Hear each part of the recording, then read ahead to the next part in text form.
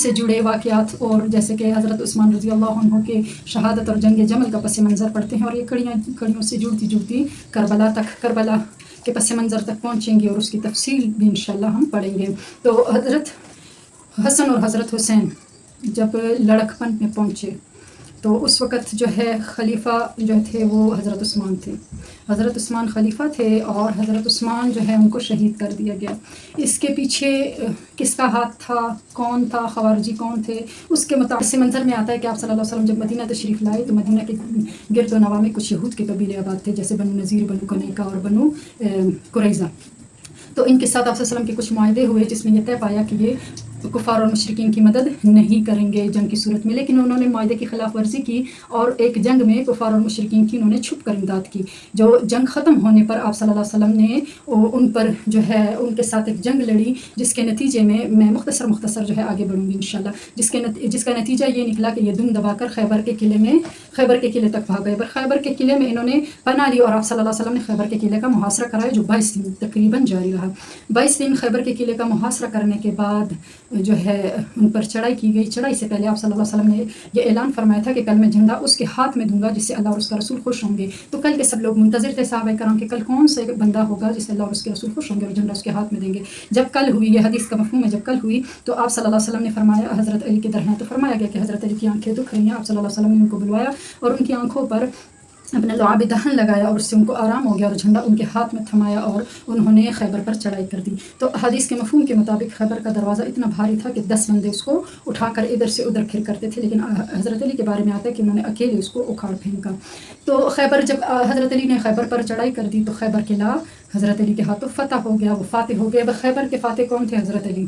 और जो है जब यहूदियों को अपनी शामत मालूम हुई तो यहूदियों ने ये इल्तिजा की कि हमारा जो सालिसी है वो हज़रत साद को बनाया जाए, क्योंकि हज़रत साद जो है वो यहूदियों से पहले उनके मरासिम रह चुके थे, कुछ ताल्लुकात रह चुके थे, कुछ रिश्तेदारी थी।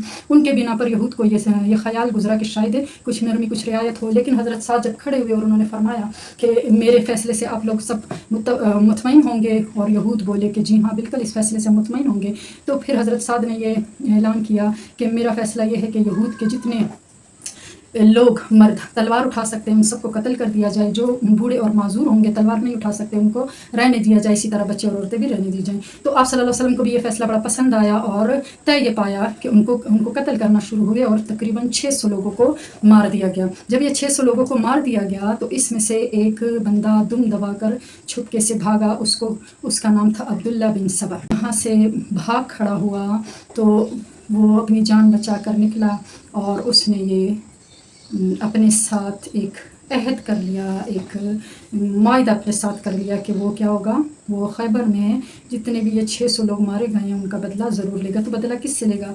फ़ातिह खैबर से। तो एक गैर महसूस तरीके से बदला लिया गया जिसको महसूस नहीं होने दिया अब्दुल्ला बिन सबा ने। और अब्दुल्ला बिन सबा ने एक सर्द जंग लड़ी, क्योंकि मुसलमानों साहबे कराम के मुकाबले में जंग लड़ना यहूदियों के बस की बात नहीं थी। फिर एक सर्द जंग लड़ी गई।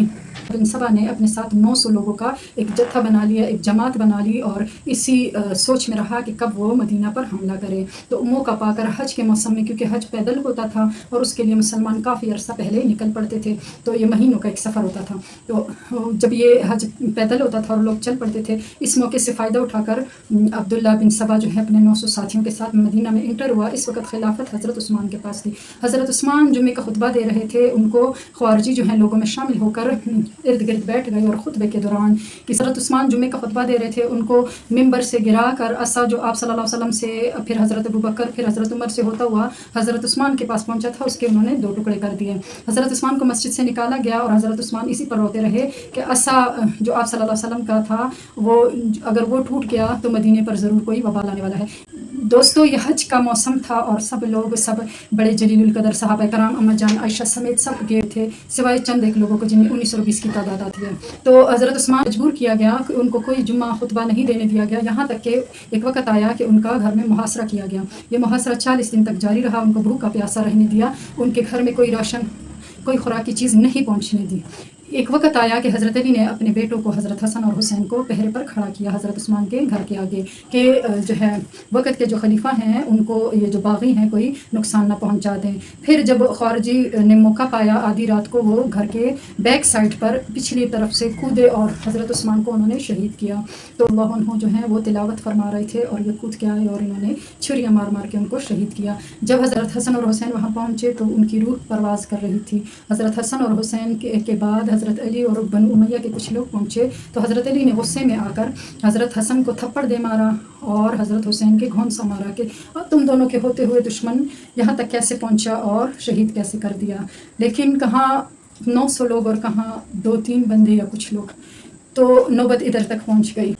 پھر حضرت عثمان کو جب ان کی تدفین ہو گئی تو مدینے کے لوگوں نے باتفاق حضرت علی کی بیعت کر لی.